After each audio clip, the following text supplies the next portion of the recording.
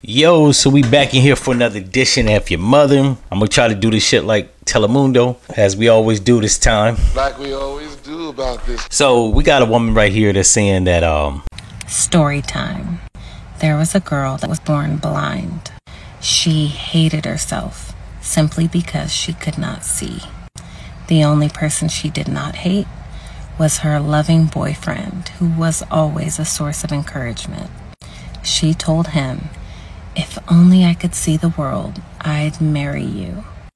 One day, someone donated a pair of eyes to the girl. Now she could see everything, including her boyfriend.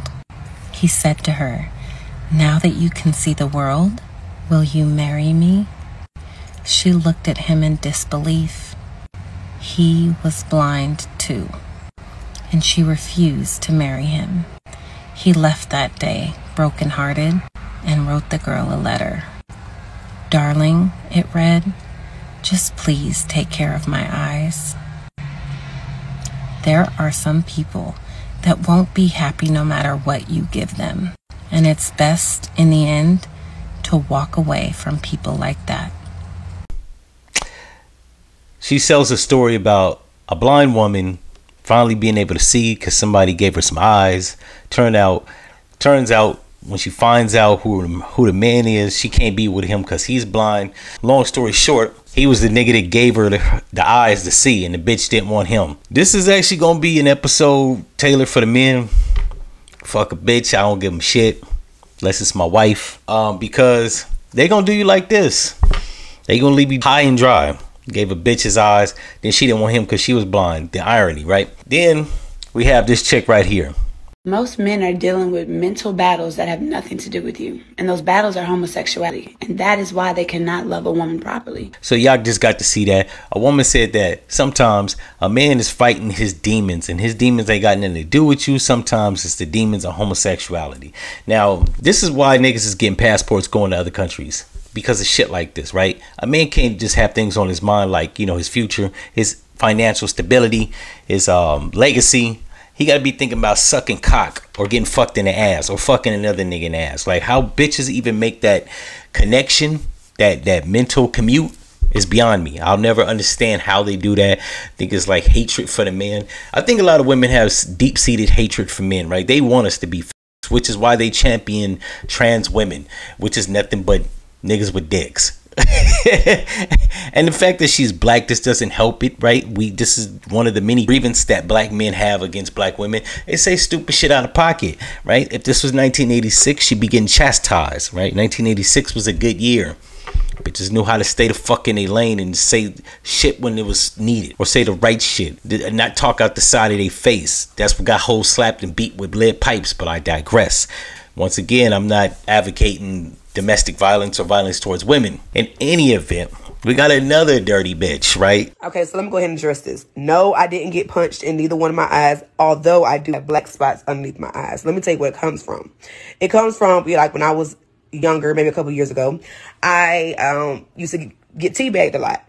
And so what teabagging is, for some of y'all who don't know, is when guys will place their nut sacks on your eyes while you was looking at asshole. They'll just rest in there like Arabian goggles.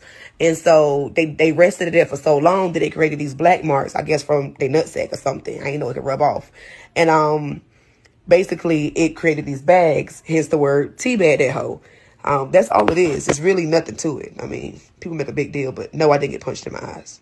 This one right here said she's trying to explain why she has dark rings under her eyes. Now, I don't know if this was actually a joke. I don't know if it was a TikTok video meant to be funny. It kind of wasn't funny, and she wasn't smiling. The bitch talked about she was getting teabagged, and this is how she got dark rings under her eyes. Now, I never understood, or I don't understand her logic of dark rings.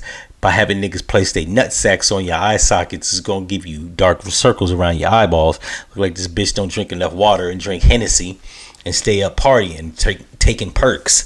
But if this wasn't a joke, let's just say that the bitch she was getting teabagged. Like, that was true story. Like, joke or not, like I'm from the community. I know what it looked like, right?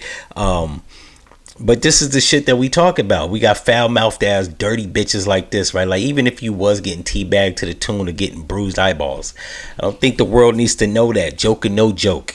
It makes the stereotype of black women being nasty whores kind of hard to defend, right? Because you got shit like this. This is what I try to stress to black people. Whether shit is true or not, it doesn't matter. When people see you do shit even mockingly, it's hard to defend fuck shit, because like you're feeding into the stereotype. Now if you're a dumb nigga, you're not gonna get that, and I ain't gonna say it twice. You heard it. If you need to hear it again, rewind this fucking video. But this is the shit I be talking about. Like, it's almost like a nigga that is a gang member, or is an unruly motherfucker, or raps about hoodlum shit, and then he acts like that in his day-to-day life. That's not all black men. That's not even most, right? But this nigga over here is not helping that stereotype. He's basically fueling it, and it makes it hard to defend, especially when I go out into the world. It makes it hard for an upstanding, discreet black woman that does have sexual prowess but keeps it to her fucking self. It makes it hard for her to defend this shit because of shit like this, right? You got to go into the world. People think you a whore because of this bitch. But I digress.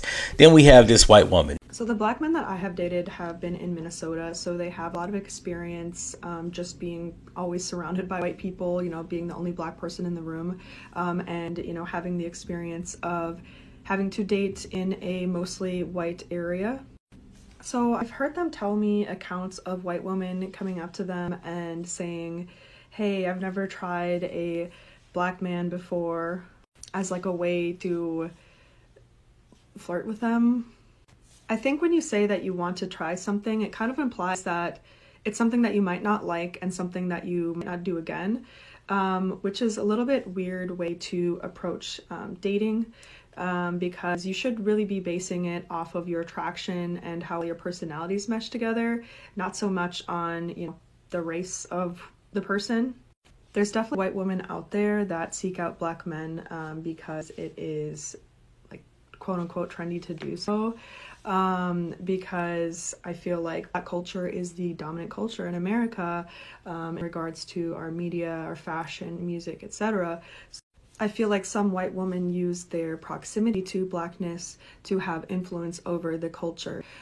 Some white women have an obsession too with having mixed babies and seek out black men, for the purpose of having a baby that looks a specific way, and that can be really problematic because, again, it's dehumanizing, and especially if you aren't even choosing someone to be the father of your kids based on their personal qualities and just on their physical qualities. When I was dating my ex who was black, I'd have white women see photos of us together and they'd say, oh, you guys would have such cute babies together. And that's just weird because that never happened when I was dating a white man. Some white women feel entitled to the black male body because they have an understanding of the black man as a hypersexual, hypermasculine person that always wants to do it and can, expect certain things. Now, it was bad enough when the black women was giving a shit about dating outside our race and making babies with other women, right? There's a lot of things wrong with this, but I dole it down to one. One, bitch, you not black. So whether these black niggas are telling you this,